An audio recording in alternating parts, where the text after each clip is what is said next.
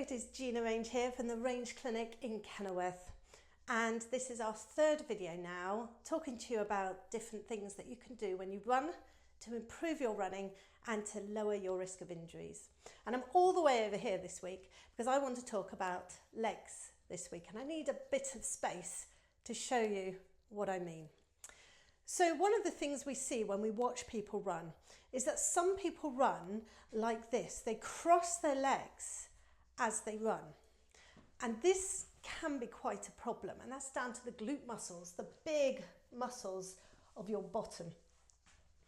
When we run, these muscles should be working. They should be really pushing your leg, driving you forward. These are really important muscles for running. But if I cross my leg over when I run, so I'm not running with wide legs, I'm almost running on a tightrope, that really affects these glute muscles because they're not put in an anatomically and biomechanically correct position to fire properly. And as a result, you may have already been to see someone who says your glutes are not firing properly.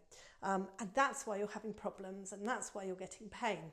But actually, most of the time when we test these muscles, we find they do work absolutely fine.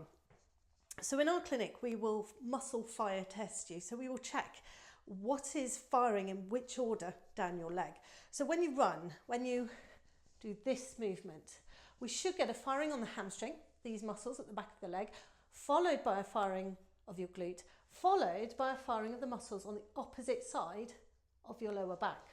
And that is the correct firing pattern.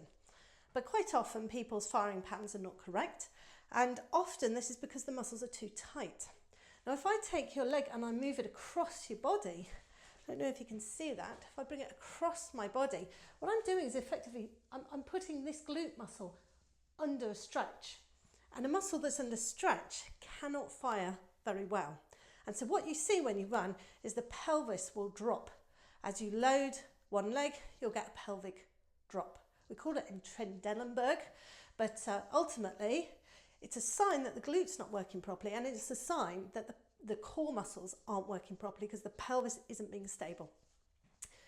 But actually, more often than not, it's purely because of the way you're loading your legs when you run.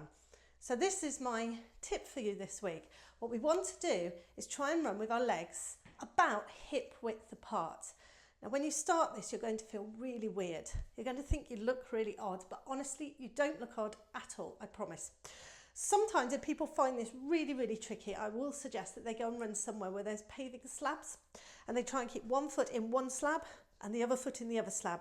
And there's often a line between the two that demarcates the two paving slabs. And if you find your legs coming over them, then you're not keeping your legs at hip width apart. So it's a good visual clue for you to keep those legs apart.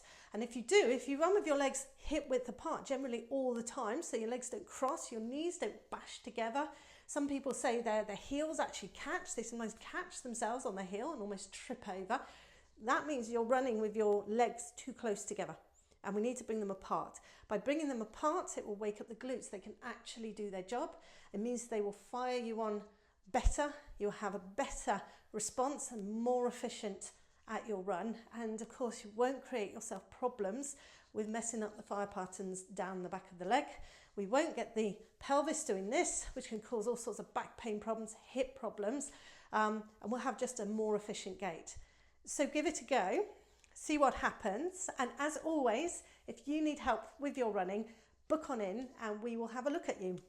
We will do a running analysis, we will video while we are watching you, and we will slow all your movements down so we can really see exactly what your foot does when you hit the floor, what your leg does when you hit the floor, and that way we can really get to the root cause of any running problems you may have. So, thank you very much, and I'll see you again in our next video. Bye bye.